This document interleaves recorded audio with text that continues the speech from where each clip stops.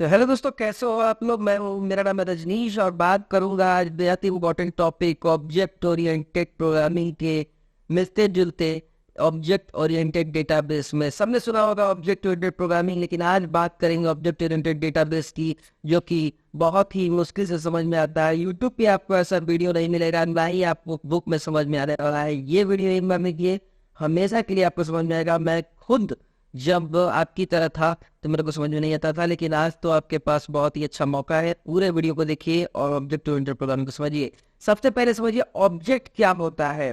तो आपके घर में, ये आपका घर है, आपके घर में चेयर है, फूड है, सिलाई मशीन है, पॉट है, बाइक है, पीपुल है। मतलब आपके घर में कोई चीजें भी हैं, कोई फंक्शन का काम भी है और लोग भी हैं, सब कुछ है आपके घर में। लेकिन अगर ये घर बंद है अंदर से, तो घर में मिलने के लिए किसकी जरूरत होगी?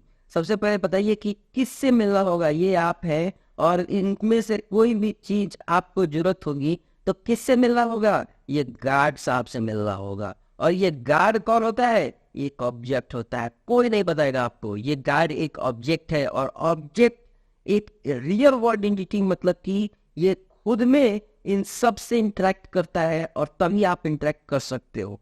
ठीक है, ऑब्जेक्ट ओरिएंटेड प्रोग्रामिंग में भी यही होता है। ऑब्जेक्ट अपने क्लास को रिप्रेजेंट करता है और वो तभी आप किसी क्लास के मेंबर को मिल सकते हो। तो सपोज कि ये क्लास है और आप इन क्लास में से किसी से मिलना चाहते हो, तो किससे बात करोगे? इस गार्ड से बात करोगे। तो ये गार्ड कौन हो गया?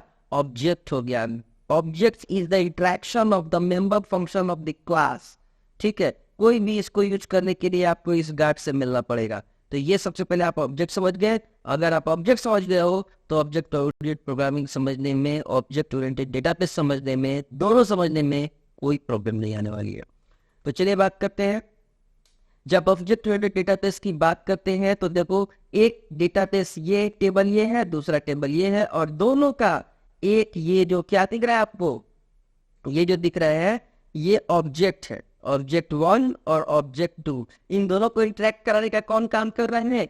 गार्ड काम कर रहा है। ये दोनों इंटरेक्ट हो रहा है एक दूसरे के साथ में, ऑब्जेक्ट वन और ऑब्जेक्ट टू। तो इसी को बोलते हैं ऑब्जेक्ट ओरिएंटेड डेटाबेस। इन दोनों के सहारे हम लोग इंटरेक्ट करते हैं, इन दोनों डेटाबेस को।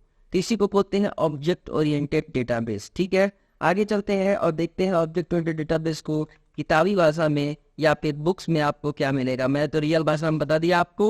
N object oriented programming is organised around object rather than the action. उस ऑब्जेक्ट के सहारे, जैसे दो टेबल है, दोनों का एक ऑब्जेक्ट बना दिया। जैसे कि आपके पास लैपटॉप है, मोबाइल है, तो उन सब का ऑब्जेक्ट कौन हो? आप हो। अगर किसी और को उस लैपटॉप और उस मोबाइल को यूज करना होगा तो आपसे मिलना होगा, तो आप एक ऑब्जेक्ट बन जाते हो। अपने घर में आपके पास टीवी है, फ्रिज है, मोबाइल है, टीवी है, लेकिन उसको दूसरा कोई यूज नहीं कर सकता है। उसको यूज अगर दूसरा कोई करना चाहता है तो आपसे मिलना होगा। उसी तरह टेबल का एक ऑब्जेक्ट बना दिया जाता है, और अगर किसी और टेबल से इंटरेक्ट कराना हो तो उस ऑब्जेक्ट के थ्रू उसको हम लोग मिलाते हैं। तो यही होता है ऑब्जेक्ट ओरिएंटेड डेटाबेस या टेबल, जो भी आप कह लो।